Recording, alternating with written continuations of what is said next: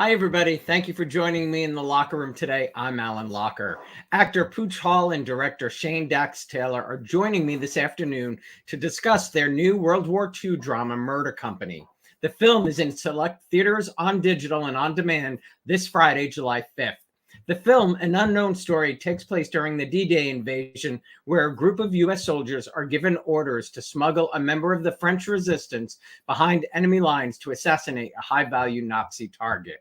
Pooch Hall is best known for his portrayal of Daryll Donovan, Ray's younger half-brother and professional boxer in Showtime's critically acclaimed series, Ray Donovan. Prior to Ray Donovan, he spent 9 seasons as the iconic Derwin Davis, a new and eager wide receiver for the San Diego Sabers in the WWII series, The Game. Shane Dax Taylor began his career at ESPN at an early age, where he swiftly moved up to become a producer of major live sporting events, including MLB, NFL, PGA, MLS, the Olympics, and college sports. After 13-year tenure at ESPN, he made his feature filmmaking debut with The Grey, and followed this with the critically acclaimed Sony release, Bloodworth. It's my pleasure to welcome to the locker room Pooch Hall and Shane Dax Taylor. Gentlemen, Thanks, congratulations on the film. Thank you. Congrats. I really man. enjoyed it. And what I really loved, I come from Holocaust survivors, so an unknown World War II story. That was really cool. Yeah, no, this kind of came to me, this script, and I always wanted to do a World War II or World War film, and this came to me, and I mean, it just blew me away. I mean, the fact that it was a true story and there were such great characters, and it was a story that really needs to be told, and I'm glad we were able to tell it. Oh yeah. Where did your desire to always want to do a war picture? Do you have a favorite picture or? Yeah, so my grandfather was a big World War II. He was in the World War II, so this was actually, I brought this. This was originally the cover of Time magazine. So I'm so glad you brought that. I was going to ask you about him. So that's always been a part of my family's history. Is we have General Patton's gun, and his nickname was Ace because General Patton gave him that nickname because he was the best shot in the Army and he was a colonel. So yeah, it's always been something in the back of my mind that the right story had to come along, and this was it. Wow. And Pooch, I understand you and Shane have been friends a long time. He approached you with the role. What was it about Sereno that made you want to take it on? First of all, I want to give a huge shout out to my guy Shane, who, he literally became an officer in a sense of leading us through this whole movie, because when you're out there, it becomes real. And so at first he says, hey bud, I know we've been talking about working together. And then so he said, I got a project I want you to take a look at.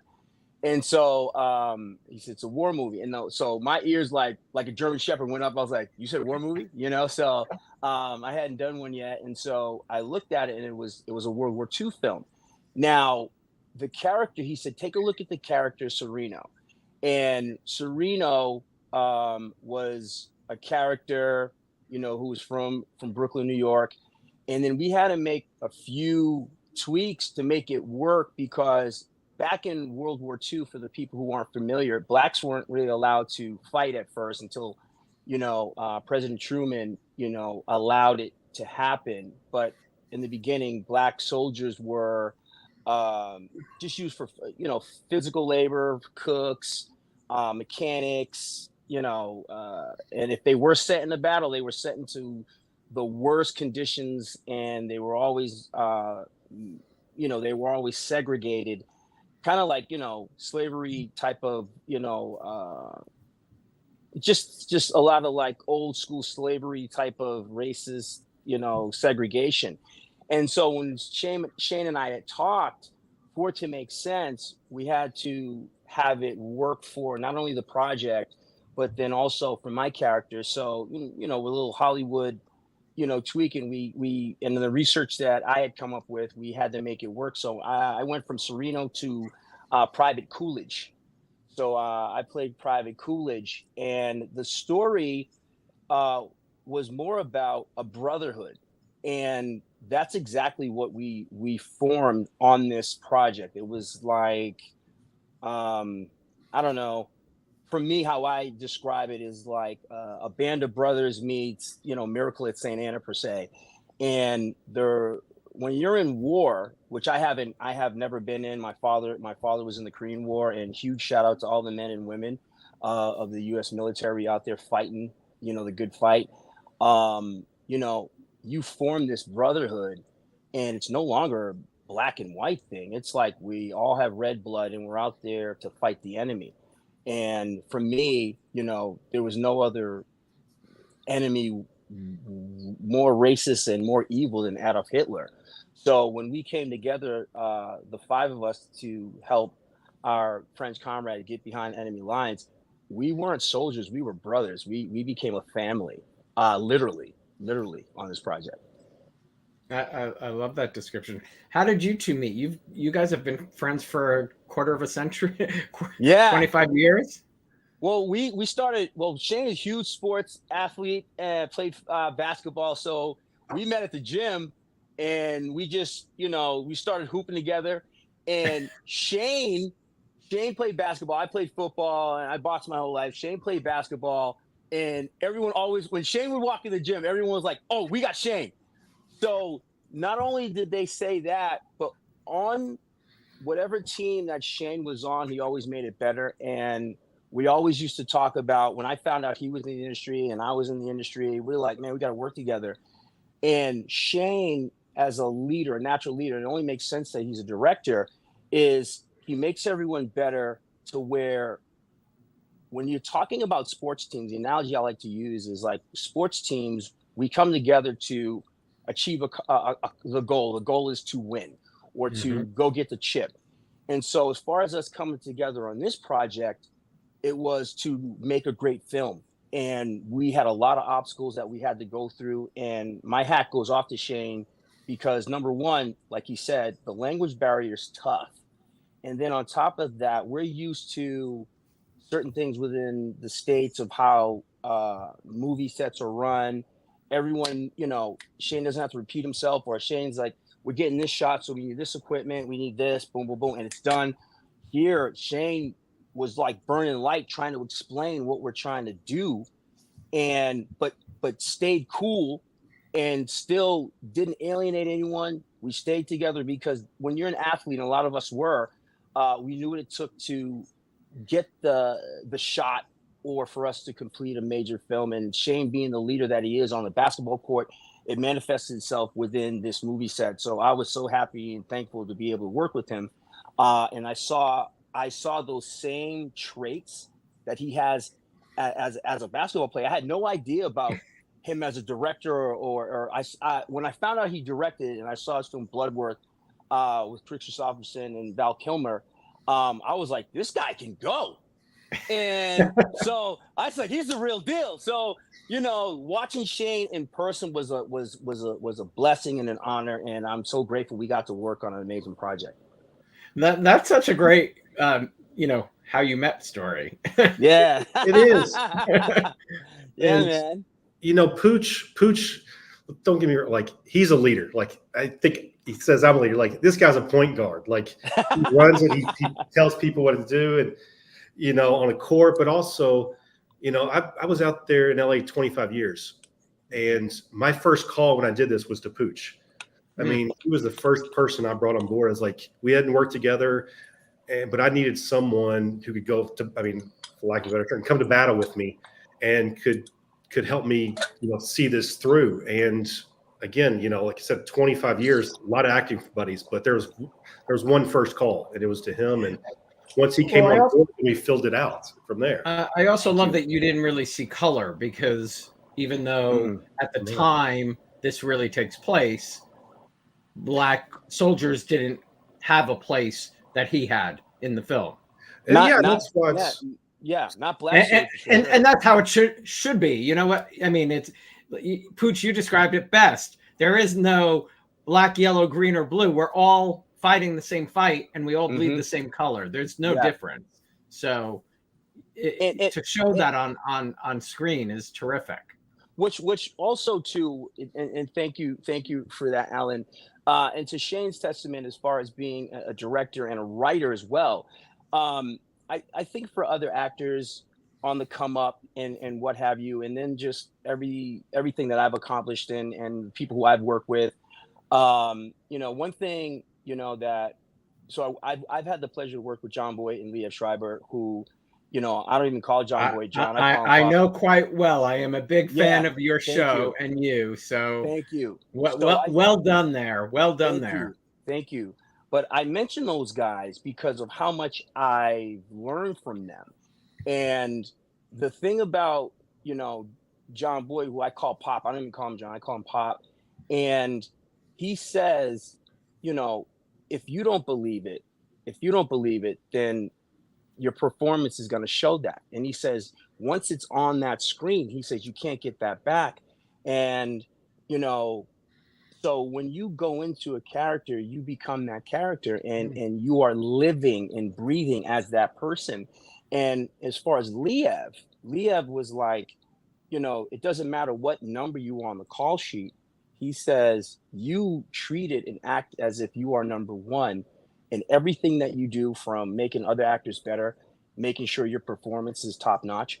So what I love about Shane was I came to him with, just my reasoning as to, like, here's what I'm thinking, Shane. I'm a little, confused about this based off of the time and what have you. But I also know that it's a World War II film and it's based on a true story.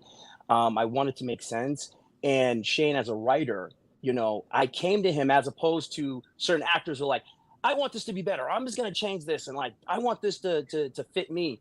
You at least have to come with something so that he can see what you're talking about, as opposed to all the many things that he has going on. Oh, I have to figure out your thing too, on top of trying to make this movie. That's a lot of responsibility on him on top of what he has to do. So you have to do your part as an actor and as, a component to this film, to do your job, to do your part. And so when I came to him, I did my research based off of Black soldiers in World War II, and we made it work. And so at that point in time, we don't want people to look at the film and say, oh, that's bullcrap. People are going to be like, okay, that makes sense. And when we're doing our job, then we can take you away from the fact that, oh, I don't remember there being a Black guy in this band of brothers per se, but we're looking at 5 soldiers getting it done, period. And then it's like, oh my God, I didn't even know that there wasn't a what have you. So it was more about the execution and us collaborating and working with each other, not against each other. I think that's important in Hollywood. You have the same goal. Well, I just kept thinking of the earlier conversation about ego, and it sounds like John and Leah, no ego there by the stories and how they described how things should work on set. Well, they're pros. They've been doing it, and they're the type of guys to where when they talk, you listen. And I've learned so much from those guys, and even with, as I'm working with Shane, we're learning as we're going as well. But he respects me, I respect him. Just the friendship part first. We're friends first. So therefore, he's trusting me to come onto his project and make it dope. And then I'm coming on this project knowing that he chose me, that I want to do the best job that I can. So we came together, we made it happen. And, I think that mutual respect just went throughout the whole crew of brothers that we were and became. So I really hope people enjoy this film. I think they certainly will. You both referenced the language barrier. Will you tell everybody where you filmed, Shane, and what made that difficult? Because I assume it was Bulgaria, right? Where you... Yeah, we shot in Sofia, Bulgaria. I mean, the crews are top notch. I mean, they work on the Expendables, Olympus Has Fallen, all the Millennium films. But there is that language barrier. I mean, not so much with the key crew, but when you're dealing with, I think one day we had close to 300 people on set when we were down in this valley, and just trying to explain to people where English is probably not even their second or third language. Like, I just need you to walk from here to here, and don't look at the camera, and just trying to explain that. We were losing probably an hour, maybe 2 hours a day some days of just, which, should be kind of simple things, but for them, if you don't understand, you just don't understand. So that was what made it tough there. But I can't speak highly enough of Martin, the DP, and the because they brought it. I mean, it's stunning. I mean, how do you choose Bulgaria to fill in for that? That was kind of chosen by the producers and financiers, Richard Switzer and N. Niles. They had chosen that. I'm not sure if they'd shot over there before or not. But I've had plenty of friends that have. I'm sure Pooch has as well. They've shot over there, and I mean, I didn't see a single homeless person there. I didn't see, the food was amazing. The people were beyond kind to us, and you'd walk around, and it was, we were foreigners, but we didn't. Nothing that separated us, and it was. Right. I'd love to go back over there again. Love to, Pooch and I go back over there. Besides the language barrier, what was one of the more difficult shots for you in the film? I mean, we shot this in 12 days. That when I read that in the production notes, I really was like, wow. I mean, to give you an idea, I think the opening scene of Saving Private Ryan I just read was 23 days, just the opening sequence. And they shot that in 57 days. I mean, we had 300 people on set for 2 of those days. I mean, we were at the top of mountains. We were valleys. We were kind of all over the place. And, we did this.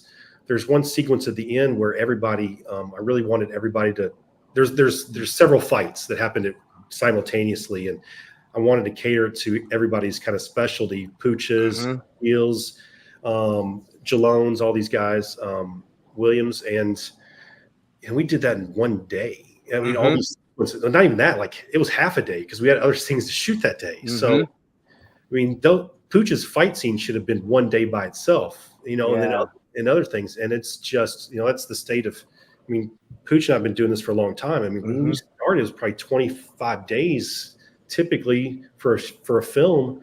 And now for some reason we're getting down to, I mean, I shot a film with Luke Wilson and Dolph Lundgren for 10 days. I just 2 weeks ago, came off a film that was 12 days. This was 12 days. It's I don't know what world we're living in that people want the same quality, but yet they want, but they're doing it in half the time. And it's kind of crazy because I'm beyond thrilled with how this film has turned out. But, you always look and going, man, if we had one more day here or whatever that may be, that's any film, not just this one, but any film. That's the world we're living in. Right. So you mentioned your grandfather earlier. Was he alive when you were younger? Did you get to hear his stories personally? No, unfortunately not. He died exactly 1 month after I was born. So General Patton, my grandfather was a colonel in the Army. So he was in the military. He was nicknamed Ace and cover of Time magazine and all this stuff. And but several people, throughout his life, just these military stories are just amazing. One day I want to do a story on him, even if it's just an article in a magazine or something that I want to do, or a movie or whatever. But his father, there's so many untold stories in the military, not just World War II, but I'm so proud of this film that, especially in the world we're living in today with politics and everybody's everybody's against each other. This is a film that brings people together. We have one true enemy here and we're all on the same side. That's why I love war films.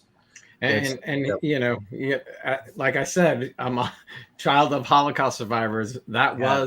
He was the enemy. I mean, he killed my grandfather and my aunt, So and as you say that, and I'm sorry, and I'm so sorry to hear that, because and I don't like to harp on race, because it's just an awful, evil, nasty thing. And my dad, who also was military, he was in the Army, and he got along with everybody. And and with Shane and I being athletes and have played on several teams, we're coming together as family.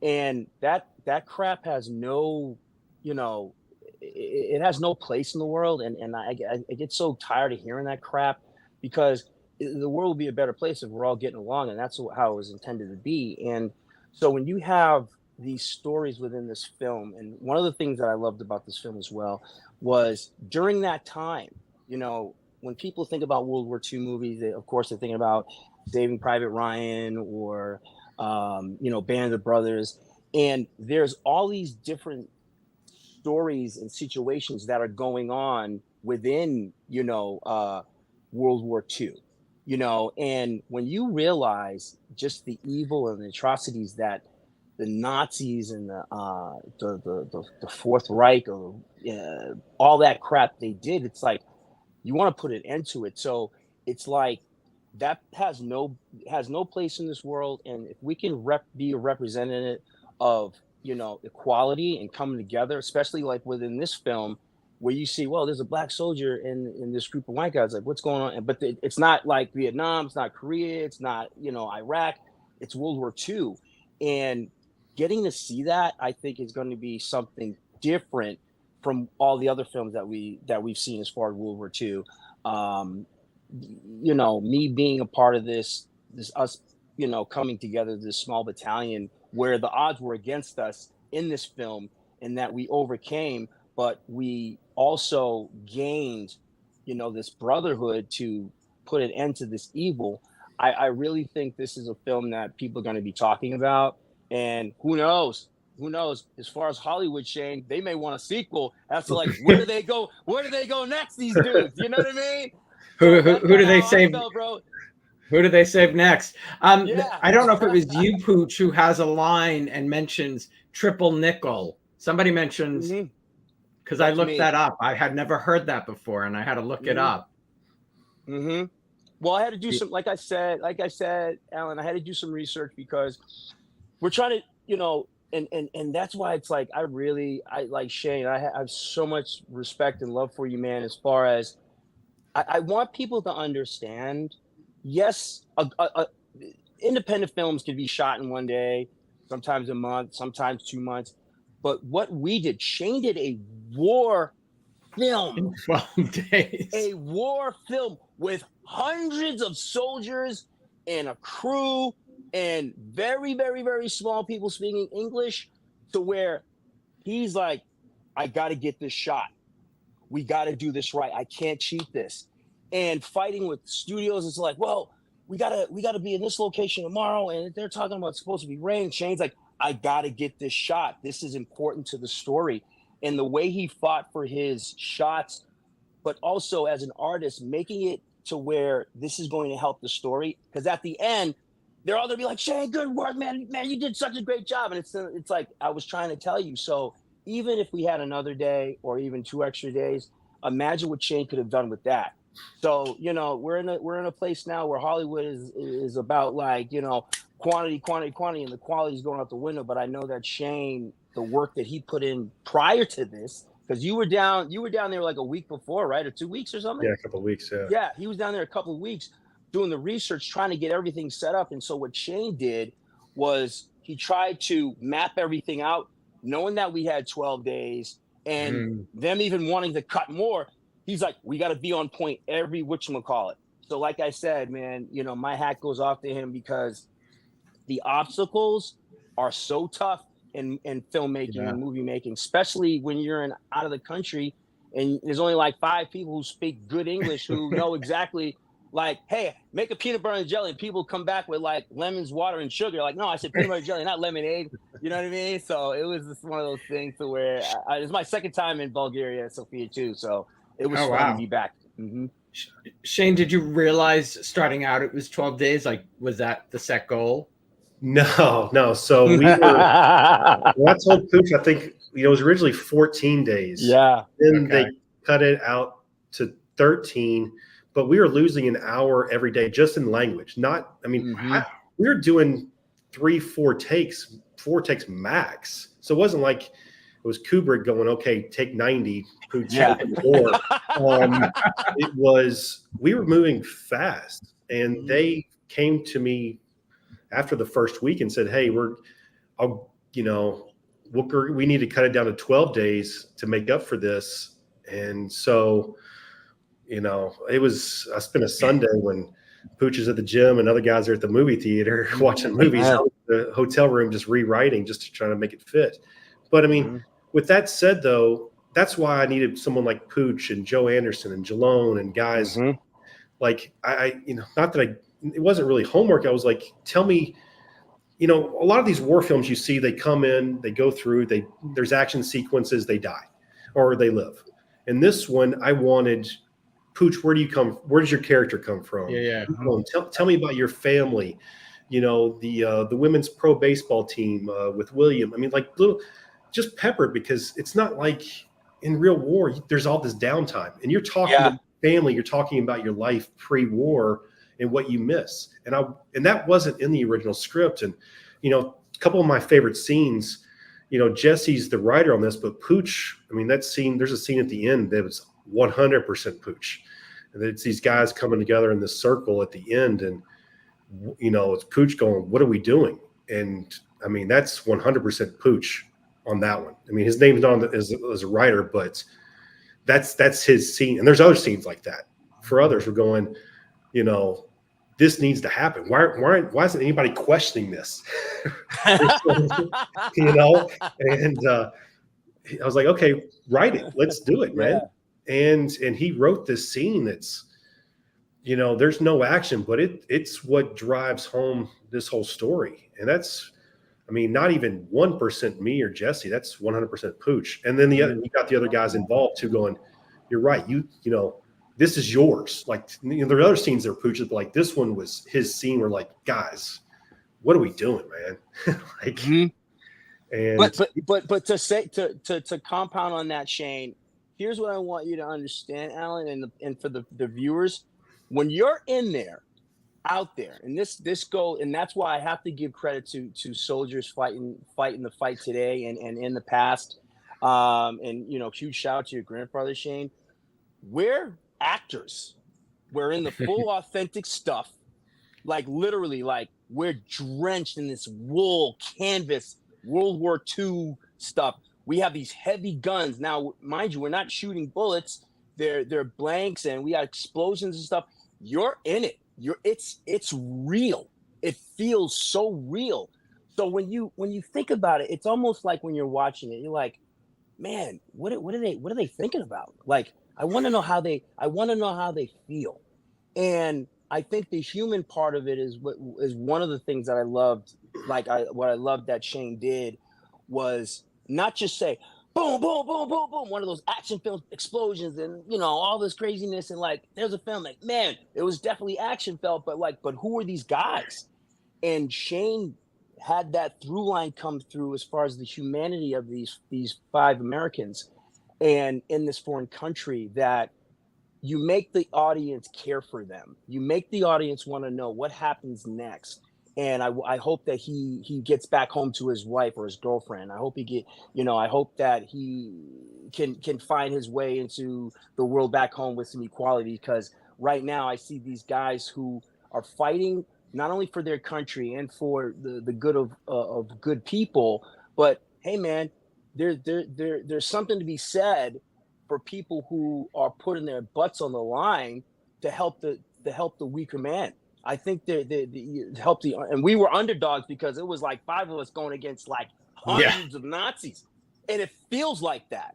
Like, because when I was in, as soon as Shane says action, and you're doing the whatchamacallit, your explosions, and you're in it, like all of a sudden there's a switch to where even myself, I was like, I don't know if I could really do war. Like, I don't know if I could really do this, but I'm here, so I got to make the best of it, and I got to do what's right. And I think when that happens, you know, it's like something in your mind says, you know what, I got to do the right thing. I'm here, but it definitely feels real to where now I understand what soldiers really go through, or just a pinch of what it might be, because those clothes were heavy.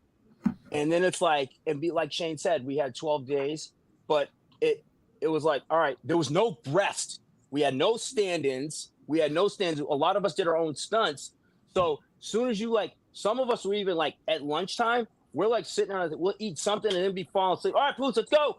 And you're like, you know what I mean? Imagine soldiers. That's how soldiers are. You know what I mean? You don't get to like, I'm going to my trailer, you know, tell Iraq and all of them to don't bomb while I'm taking my nap. That's not how it works. Well, I love how you mentioned the human side of soldiers. You know, I interviewed a friend of mine last night who used to be an actor, and he went into the National Guard, and he was sharing a really personal story of coming home, and he had not met his son, or his son was a baby, and when he came home, his son didn't recognize him and wanted nothing to do with him, and it was so difficult, and it was just so raw and honest, but like that must happen every day.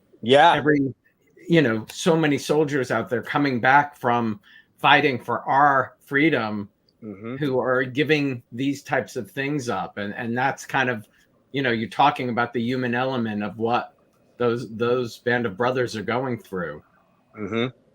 Absolutely. So I'm did you so guys happy. have to do any boot camp to get in? Yeah, we, like Shane said, we were pressed on time, so we had some special, were they Bulgarian special forces, or Mossad? Were they Mossad? Yeah, so they would work with us prior, so we had crash course in gun handling, because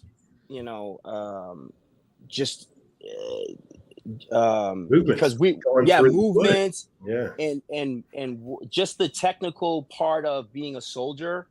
And so we had that training before we shot, so it can look authentic, and they were on set as well. The tech, they were great too, and the people in Bulgaria were awesome, and they were so accommodating. And there were a lot of times where like they'd say they understood, and then it's like Shane's like slamming his hat down. He's like, "You said you understood. The crane's supposed to come down when that explosion happened. Oh, I thought you said you wanted to stay." Well, whatever now they would say it in Bulgarian. "Oh, I thought you meant like you wanted it to stay up there." He goes, "No, I want the thing to come in." And so Shane's like, "Oh, sorry." So, but they were accommodating. It wasn't like they were trying to do things on purpose. They were very like, "I want to help you. Like, so help us help you."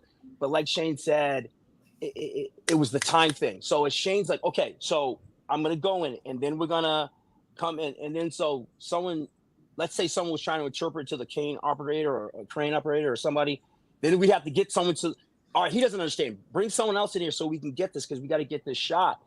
And those are the things that, we could have had a little bit more time, but like Shane was, particular on certain shots, and with all the things that we're doing, and Shane would also, ask questions. Okay, so, how would this happen, and because we want to make sure, and then they would explain it. So everybody was on the same page as far as wanting to make an amazing film. And we were all working together like, okay, well, let's train a little bit more so that we're making sure that, and Shane would always tell us prior, like, okay, it's going to be really rocky, but we got to get this shot. So I need you guys to, work on like, not that we repelled or anything, but like, this is real physical. So we got to be careful, because you guys were awesome. Pretty physical. Yeah.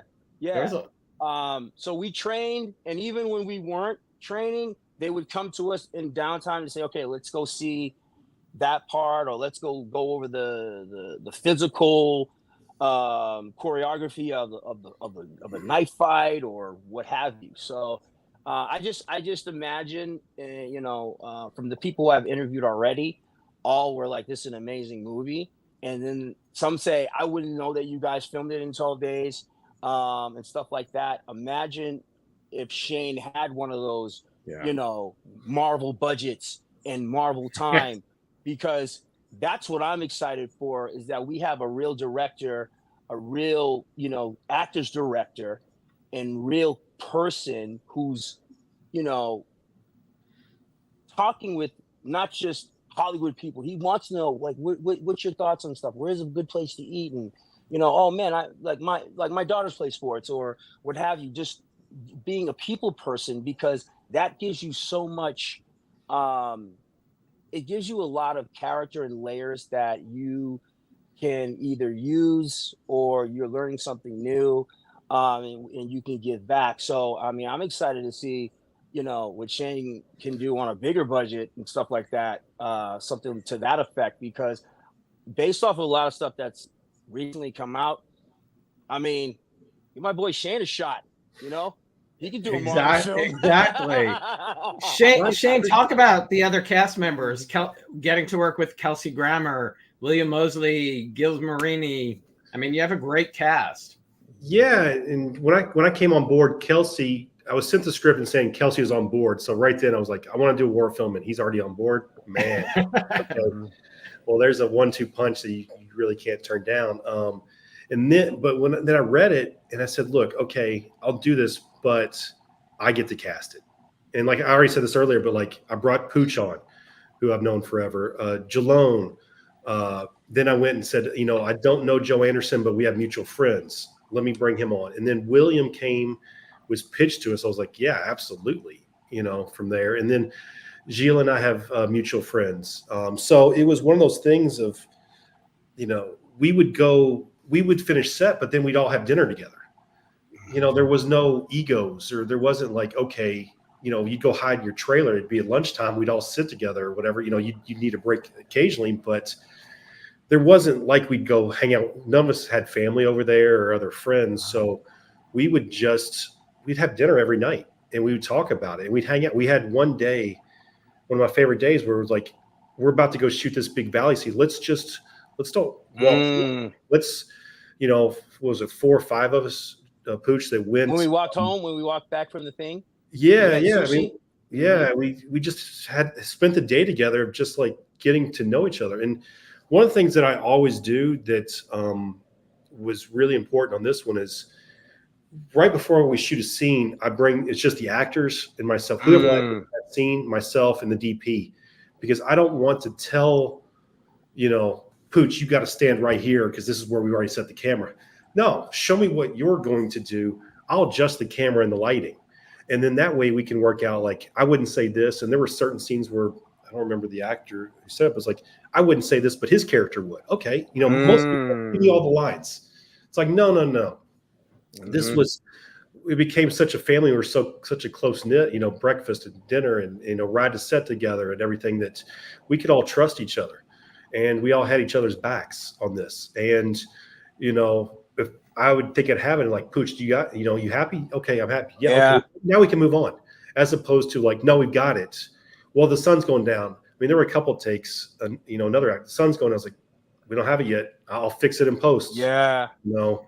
We've got to do this stuff. So, but no, I mean, going back to your original question, I love though the way because collaboration always makes a project better rather than just somebody coming in with their set. I'm doing it this way, and your idea is never gonna work. Pooch, oh, there it is. Sorry. No worries. Thought we timed out. Was that me? Yeah, the phone might have just done. Okay. Yeah, no. With that, we were battling time, but also knowing that I had Pooch and Jalone, I knew these guys would kill it. I mean, I knew they would just come on and just nail it. There was no, of course I could have brought on friends that aren't actors that aren't to their level, and like we'd still be on set because 200 days later. Yeah, we'd be like, just say your lines, man. No, these guys would nail it. I mean, that's amazing. That's why. That's another thing. Going back to this whole 12-day thing, all these short shoots, you can do that when you have actors and the people that lift each other up. Pooch, and William and Jalone and Gilles. I mean, when you had this group together, they lifted each other up, and I mean, there was no stumbling or this is people came prepared, and it was no and because they're professionals. And that's a big thing. You can do it. But don't just, there's this whole thing of like, oh, we'll just hire, this one actor and then we'll just hire locals. Like, no one wants to see that film. Go back to some of the, Bruce Willis is retired, but I mean, look at his films. No disrespect to the people in there, but like it's Bruce and, several scenes where like, has that person ever acted before? Right. Very true. And that's a rarity too, guys. Shane and I have been on a lot of sets where, you wouldn't even know that you were on a movie set because everybody just got along, and then all the components just worked. And myself, I've been very fortunate between the cast of the game and the cast of Ray Donovan, where you come together and it just moves like a well-oiled machine. Because we all know, and we've worked on projects where one was a nightmare for whatever reason, Yeah. and just make the project difficult to where it's kind of like, well, what can I do to help just make the situation better for this individual? Because we either need to get through this scene, or okay, does he want my trailer because he feels his trailer is not big enough, even though all 5 of them are the same size? Like, it's weird stuff like that sometimes. And that is something that I'm very fortunate to have. The bulk of my career is working on 2 projects with an amazing cast. And the game, which was really cool, was Kelsey+Grammer was my executive producer. So I met Kelsey before Murder Company, so we got to talk and chop it up. But I used because he was my executive producer, so he would come to the set on run-throughs on the game, and then I would see him at all like CW things and so forth and so on. So we already had like a familiarity, and to finally work with him on something other than saying, "Hey, boss," was really, really cool. And he is one of the greats. He is a legend. And I asked him if if there's any openings on Frasier Man on the reboot. Like, yeah, absolutely. Not 9 seasons on the game. Is that correct? I did 6, 7. I did like 7. There's 9 seasons, but I did like 6 as the lead, and then I went off to do Ray, and then I reoccurred, or I reoccurred after that. But and how many on Ray? 6? 7 seasons on Ray, and then we finished with a film. The movie, and they're about to reboot. They're rebooting it, but with Guy Ritchie. I think Guy Ritchie is doing the reboot of Ray Donovan, the European version. Oh wow. Yeah, I mean that's pretty good though. Those are 2 pretty good long runs. Take me back to being 21. What led you to come into acting? Well, I played football. I went to UMass Dartmouth. But I won Southern New England Golden Gloves. I'm 23-0 as an amateur fighter. But I've had like close to 100 fights just as an amateur. So I grew up in Massachusetts, Brockton, Massachusetts, home of Rocky Marciano and perfect for Ray Donovan. Yeah. And so it was so funny too, because when we were shooting Ray Donovan in Boston, when people would see me in the street, they'd be like, "Welcome home, Pooch." Like, "We love you, Pooch," all types of stuff like that. So it's always cool to go home. But like, I started off doing commercials, and I started in New York. And like, to Shane, something that people don't understand within working in Hollywood, sometimes you just go on set and it's go time. But one of the things that I've done that was similar to what Shane did was I worked with Spike Lee. I worked with Spike Lee on a miniseries, and Spike will get with just the main actors like Shane did, and then we'll go over the scenes, we'll talk about it. And it's like, I think that's important in movie making, so that you work out any kinks. We make sure we know it front to back, so that when we get in there, when he yells action, it's like boom, boom, boom. It's like, it's like ninjutsu. It's like, all right, bam, cut. That was a great day. All right, keep it moving. Do the same thing the next day. So to be able to rehearse and to talk about it, and just, feel each other's rhythm before we get on set, because as long as we have what we're supposed to be doing down, all the other stuff doesn't really matter as long as we know our job. And then once we know our job, then we can start assisting in other places to help something either go or what have you. So, but I've done a lot of projects, but I started in commercials, and then I just built my career from there. Went from New York to LA, and still in LA. So Awesome. Awesome. Mhm. And Shane, 13 years at ESPN, was directing always your end goal? Yeah, I mean, I started 19, I think, at ESPN. Yeah, I was right? 19. I was going to play in basketball and went to college to play basketball. Hurt my knee, realized, I'm not going to play in the NBA. So got a job at ESPN in 19. I'm still probably the youngest person ever there. Wow. And if you see you see the scoreboard in the corner of games, every game you see, I worked the very first game in history that it was there the entire game. So they hated it because people, back in the day, back in 94, 95, whatever that was, you'd see it, the score, like, I'm going to change the channel because it's a blowout. So my boss, my first year, is like, hey, why don't you travel around with us and run a scoreboard? I was like, I can do that. I can count. So I can do that. So after that, you're like, you want to go to college or work for us? So I was like, I'll work for you guys. So then I started just traveling the world and did that.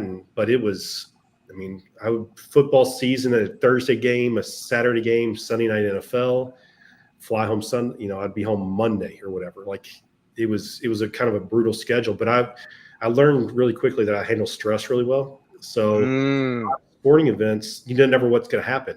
So normally at ESPN, the average time at ESPN is 7 months, and I was there 13 years. You would do a sporting event, or you'd do an event, and then you would prep for the next week. Well, they learned that I'm great at live events. So they would just put me on 3, 4, 5 games a week, and I would just fly in, interview the coaches or players, and then just work the game, where everybody else was prepping for a week for that game next Saturday. And I could just handle the stress. So when I switched to film, that really helped me in the sense that, like, my stress level, I keep down and try to keep other people calm. And like, you get into film, and I tell everybody this, like, you get into film because you love it, because you want to be, Alan, you're a publicist. You get into because you love what you do. You love talking to people, as actors or directors or whatever. And, we've all been in situations, not just in the film industry, but it's like, man, why am I doing this? Like these people are jerks or whatever. Came off a film set where there was some major egos. And if that were my first film that I just came, I don't know, it would have been my life. But going from prior to sports, film was always something you were interested. Yeah. I was going to film school.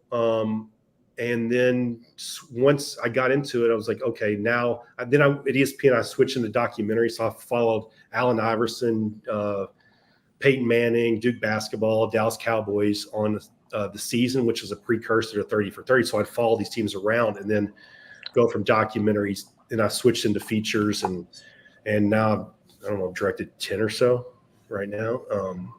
So yeah, it's and Pooch probably heard me say this, but like, I know IMDb doesn't have all our credits. So you cut your teeth on, these Sci-Fi Channel movies and whatnot. They were like, just don't list it. But this is how I'm going to learn. So everybody's like, oh, you've only directed. I was like, I wouldn't say only, but if you watch some of these old sci-fi or, some of these Hallmark type of films, I'm like, yeah, my name's probably on there, but it's not on IMDb. So sorry, I'm not posting. Who are some of both of your mentors who've helped both of you? I mean, for me, I was at ESPN, and Shane Black, who wrote Lethal Weapon, his Bang Bang. He wrote, phenomenal writer. He said, you need to stop, man. Come stay with me. So I actually lived on his couch for a bit.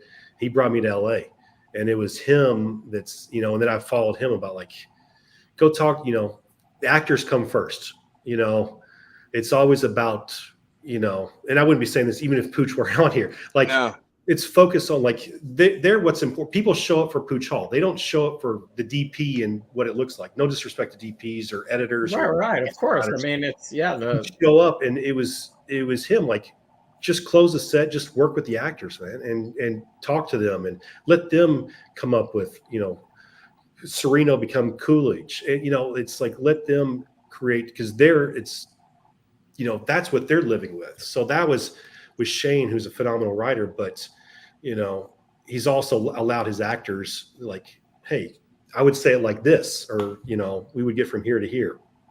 And so Shane for me was, probably the most important person that got me out of there and brought me into film. I mean, and Shane gave you his couch. Gave you his couch. Yeah. Shane's a guy. I have met him a few different times, and he's so complex as far as the life that he's lived, that when he talks, you listen, and he has a lot of knowledge and wisdom, not just within the industry, but in life. So whenever, like, Shane would speak, I just, you'd be captivated, and he's owning everything just from experience to, I'll help anybody. Like, if this can help you, so be it. If this could be, I'm telling you, Pooch, but if Alan or Shane could benefit from it, so be it. You know what I mean? And that's Shane. And so, for me, there's so many different people that I learned from, and I speak very highly from me. There's not like one person, but like I learned a lot from John Voight, Liev Schreiber, and Spike Lee. All New York guys too. And and there's a lot of other people that were good for me, but I would definitely say one of the mentors that get me to where I am today was my dad, my father, who just recently passed away. But he used to tell me, he said, whatever you do, you be the best at it, and you do it with class. And my dad instilled those things into me growing up. And and he just taught me the foundation of whether it was military, or not. But he said, have respect, class, manners, and you be kind. That was one thing my dad, like, he says, you be kind. And one of the things why Shane and I hit it off is, we're very kind, and it doesn't cost anything. You know what I mean? And a lot of people forget. And listen, everyone's going through something. Everyone has certain things that they go through or have gone through. And so for us, we try to lead with kindness. We try to be problem solvers, or like, hey, it doesn't really have to be this way, but it's not my place to say whatever's going on with you, but here's how I'm going to do it. And hopefully we can lead by example. And that was, like I said, prior to this interview, we're all playing basketball, and then everyone looks when those double doors open and Shane walks through. He's not coming in with an entourage or a band. Shane just walking in with his little backpack or gym bag, and who's got next? But even as we're seeing him, everyone's like, all right, no, I got Shane. Shane's my fifth, or I'm picking Shane up if they lose, and he's going to be my guy on my team. But it's what you put out, and a lot of that has to do with the people who we decide to either listen to or teach us. And and then not only that, but take that wisdom and use it and give it away. You see what I'm saying? It's not like I'm holding on to it and say, oh no, you can't have any of this stuff that John Voight or Shane Blacktook gave me, or Spike Lee or Kelsey+Grammer. It's like, here, it's free. You know what I mean? But it's what you decide to do with it will determine on certain choices and how you move in life. Because like some people will complain, oh, I'm catching a bad deal, or like, oh, how come you always get all these roles, or you're always doing this? And it's kind of like, well, first of all, how are you carrying yourself? How do people review you? Or when Shane does his research, he'll say, let me just do some research, let me ask around, because I want to bring a good element onto this project, because the elements that are already in place as far as movie making are just could be overwhelming and just like, oh my God. So you want to at least know that your starting five or your team are solid cats to where like there's gonna be days where I'm like, Shane, I'm struggling a bit today. He's like, don't worry about it, but I got you, and so forth and so on. You know, iron sharpens iron. And so between our mentors, man, is part of where we are today, and part of, you know, the messages in which we're giving to you and to the fans watching this show, Alan. Your dad instilled some good things there. Shane, what do you hope people take away from sitting down with the movie on Friday? You know, I just want them to be entertained and see something like this is our history. I mean, this helped win the war, but also, like I said this earlier, this brings people together. You know, it's good guys versus bad guys. It's pretty straightforward. There's no politics, or there's no, you know, we're not trying to, you know, I want this group, you know, Pooch being involved, like no racism. There's no politics. There's no nothing like this. These are, you know, this film takes place in a matter of what, 4 or 5 days in real time. Like they became brothers and family in this short amount of time from all these different troops, and came together, and like we could all come together and have each other's backs and love each other like brothers in a short amount of time, and fight together and have each other's backs. And that's, you know, that's what's, I think, important now, especially in the times we live in. It's like, you know, it doesn't have to be so divisive. Absolutely. And you're raising three daughters. What are their ages, Shane? So 13, 11, and 6. So yeah, here I am. Do you see any path that they're on following dad in anything? Yeah, I mean, I did a film called The Christmas Classic with Amy Smart and Malin Ackerman and Ryan Hansen, Austin Nichols. And yeah, they were actually in that. They played Amy Smart's kids in that. So that was #1 film on Paramount Plus this past Christmas. So yeah, they enjoyed that quite a bit. But they're soccer players. They play for Racing Louisville, the women's professional soccer team in the academy there. My 2 older daughters do. So they, you know, World Cups and Olympics is coming on, so they want to watch. So you're a sports dad. Yeah, like Pooch. He's a girl dad. He's a girl dad. Yeah, he's a girl dad. Exactly, man. And Pooch he's got stars, man. Like little crazy athletes, man. Yeah. How many do you have, Pooch? I have 4. I have 2 older daughters, and then, well, my oldest daughter is 25. She was you know, born developmentally delayed. She's special needs. And then my 17-year-old who just graduated high school, and then my 2 boys, the youngest one's a freshman, starts varsity basketball, but he's a crazy stupid athlete. He played football and basketball, but he's concentrating on basketball. And my little guy who is 8, but plays with like 10-year-olds, and they're just amazing athletes. My son plays for Russell Westbrook's team, Why Not, on the EYBL. But you know, he's looking forward to having a big year next year on varsity, being in the backcourt. And I'm just proud as a dad, man. Like that, you know, whatever, like my dad said to me, which, you know, I'm sure Shane will, you know, tell this to his girls: whatever you do, be the best at it. And that means putting in that work and those things that I said prior. You be kind, have class, you know, integrity and respect. And you put that work in, and there's nothing you can't achieve. You know what I mean? We're fortunate that we're in an industry that can allot us, you know, just certain benefits between having an athletic background of people we know, and then financials to where we can have our kids in the best, you know, programs. I mean, you know, I'm not ashamed of that because I worked hard.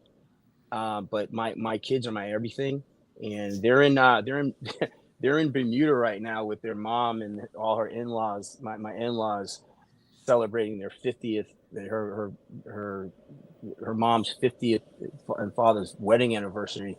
And I was like, "Oh, Bermuda, that's nice." I'm filming right now here in California, so I couldn't go.